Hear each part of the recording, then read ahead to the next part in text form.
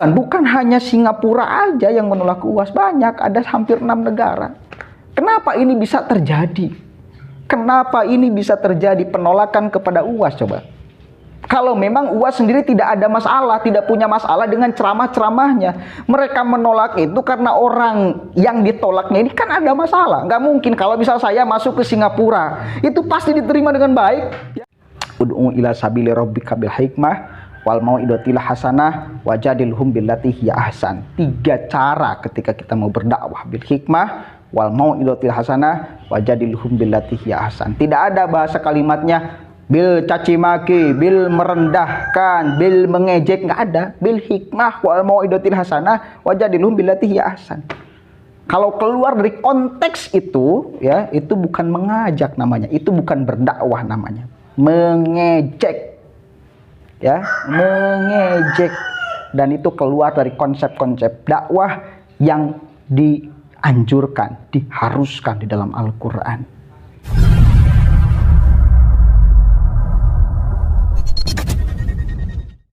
Assalamualaikum warahmatullahi wabarakatuh. Hamdan syukranillah, amma ba'd. Sahabat manusia plural yang saya hormati dan saya banggakan, saya sebetulnya sudah menduga, sudah curiga kalau ada permasalahan dengan kelompok mereka, ustadz mereka, ulama mereka, kiai mereka, habaib mereka, hanya satu solusinya, itu adalah turun ke jalan menggunakan kekuatan aksi massanya yang sebetulnya tidak besar-besar amat, cuma memang berisik sekali. Itu kemampuan mereka menurunkan aksi massa. Dan kemudian ketika sekarang terjadi penolakan Singapura kepada UAS, ya, mereka mengancam akan menggeruduk kedubes Singapura, bahkan akan mengusirnya karena sudah memberlakukan UAS seperti itu, tidak pantas dan sebagainya. Padahal saya kira negara itu punya kedaulatan untuk menerima atau menolak siapapun aja imigran yang akan masuk ke negaranya, ya, dengan alasan yang bagi saya cukup rasional. Singapura menolak UAS, salah satunya Singapura pemerintahnya menemukan beberapa ceramah UAS yang dinilai ekstrim, ya, yang dinilai ekstrim. Salah satunya pengesahan bom bunuh diri, penganjuran bom bunuh diri, dan sebagainya. Itu dinilai ekstrim.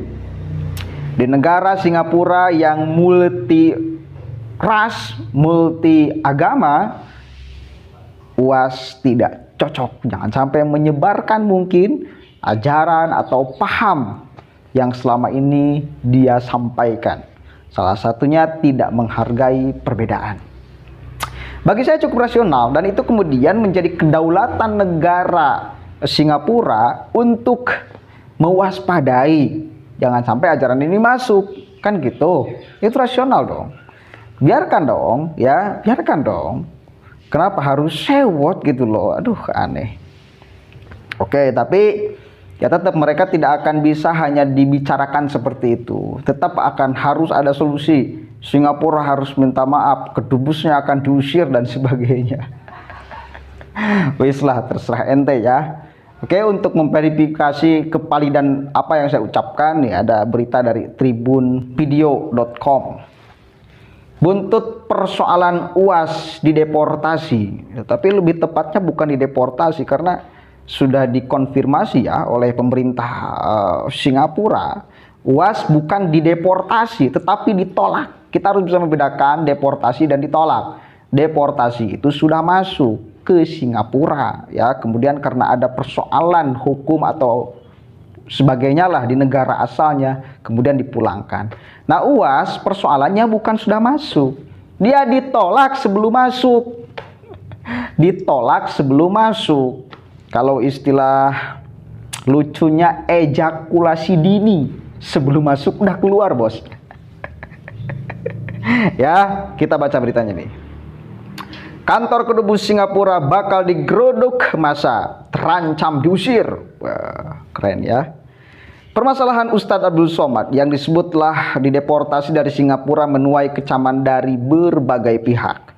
Bahkan beredar kabar bahwa masyarakat akan mendatangi kantor kedutaan besar Singapura yang ada di Jakarta. Hal tersebut tertulis dalam surat edaran yang dibuat oleh Pertahanan Ideologi Sarekat Islam, PERISAI. Dikutip dari Tribun Jakarta, beredar di media sosial undangan aksi protes yang akan digelar pada Jumat. Dalam undangan tersebut, mereka tampak mengecam Kedubes Singapura. Mereka mendesak agar pihak yang bersangkutan segera meminta maaf ke rakyat Indonesia dalam waktu kali 24 jam. 2 kali 24 jam. Undangan aksi Singapura sudah melecehkan ulama kami, Ustadz Abdul Somad. Usir Dubes Singapura bila 2 kali 24 jam tidak minta maaf ke rakyat Indonesia, tulis edaran tersebut. Untuk diketahui sebelumnya, UAS tak diizinkan masuk ke Singapura pada hari Senin saat hendak berlibur bersama keluarganya. Saat melewati bagian pemeriksaan imigrasi, UAS menyebut dirinya tidak diperkenankan memasuki Singapura dengan alasan yang tidak jelas. Padahal dirinya mengklaim telah menyiapkan seluruh berkas dokumen dengan lengkap. Bahkan petugas imigran itu sempat mempertanyakan status UAS yang disebut teroris. Terkait hal ini, Dubes RI untuk Singapura, Suryo Pratomo, angkat bicara. Ia menjelaskan UAS tak dideportasi seperti yang ramai dibicarakan, melainkan ada izin yang belum dipenuhi UAS untuk berkunjung ke negara itu. Namun dirinya menyebut pihak imigrasi Singapura tak menjelaskan lebih rinci mengenai alasan yang diberikan ke UAS, sehingga menimbulkan dugaan persoalan lain yang tak pasti. Beliau tidak diperkenankan masuk Singapura. Apa alasannya? Imigrasi tidak pernah menjelaskan alasannya, pungkasnya. Oke. Intinya mereka akan menggeruduk Kedubes Singapura yang ada di Jakarta. Satu kali lagi. Dan mereka selalu akan mengklaim bahwa seluruh umat Islam yang ada di Indonesia itu ternodai. Dengan ulamanya tidak bisa masuk ke Singapura. Satu kali lagi, itu kedaulatan negara Singapura. Kemudian mewaspadai salah satu orang yang berpotensi menyebarkan paham yang selama ini pernah diucapkan oleh dia. Bagi saya itu sebuah kehati-hatian. Kemarin saya ngomong nih, secara logika, orang kalau mau datang ke Singapura, apalagi bertujuan untuk wisata, itu bakal menguntungkan bagi negara. Minimal hotelnya diinap, minimal jajanan Singapuranya dibeli kan. Ada untung bagi negara kan. Ada untung bagi masyarakat Singapura itu sendiri. Tetapi bagi keselamatan ideologi anak bangsa ini dipertaruhkan. Nah ini saya kira yang kemudian diwanti-wanti ya oleh pemerintah Singapura. Kemudian apakah UAS ini teroris? Wallahu a'lam bishawab. Saya juga tidak bisa menjelaskan bahwa UAS ini teroris atau bukan. Yang jelas ada ajaran. Dia pernah mengucapkan kalimat-kalimat yang bernada, yang bertendensi kepada afirmasi ajaran teroris. Ini fakta. Masalah UAS itu ada di ucapannya itu yang kadang-kadang tidak terkontrol. Itu aja.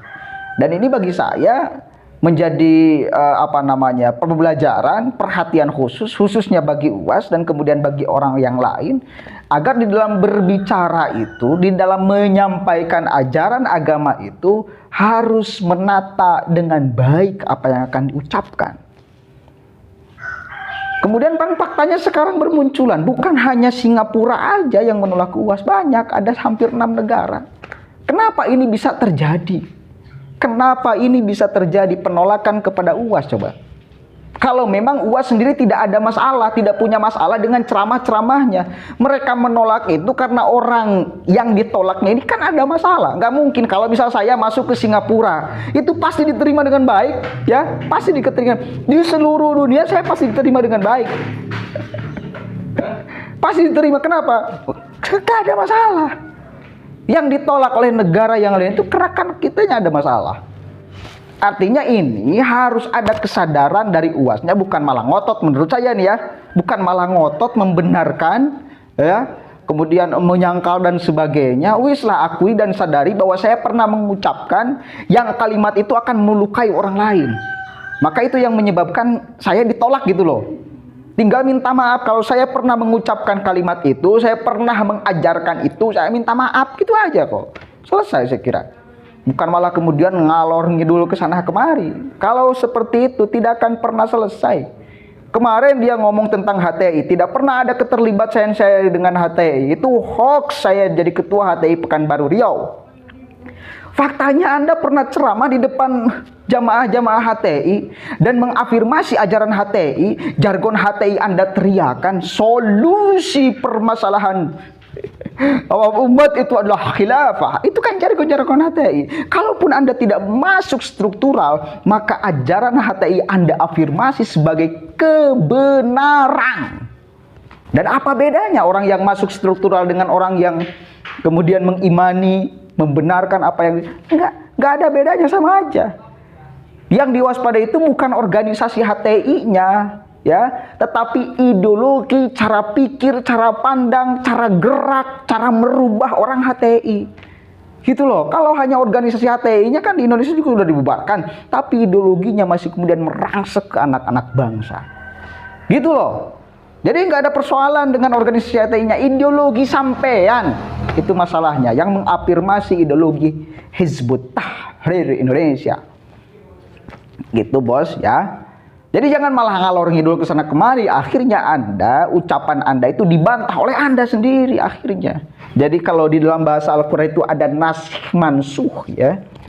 Ucapan UAS yang kemarin itu di TV One rame urusan HTI itu dimansuh oleh ucapan UAS yang dulu pernah mengkampanyekan tentang HTI. Nasikh mansuh namanya.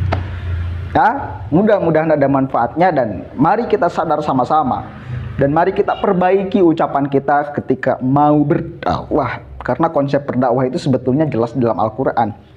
Ud'u ila sabili rabbika bil hikmah wal mau'izatil hasanah wajadilhum billati hiya ahsan. 3 cara ketika kita mau berdakwah, bil hikmah wal mau'izatil hasanah wajadilhum billati hiya ahsan. Tidak ada bahasa kalimatnya bil caci maki, bil merendahkan, bil mengejek, nggak ada. Bil hikmah wal mau'izatil hasanah wajadilhum billati hiya ahsan. Kalau keluar dari konteks itu, ya, itu bukan mengajak namanya, itu bukan berdakwah namanya. Mengejek. Ya, mengejek, dan itu keluar dari konsep-konsep dakwah yang dianjurkan, diharuskan di dalam Al-Qur'an.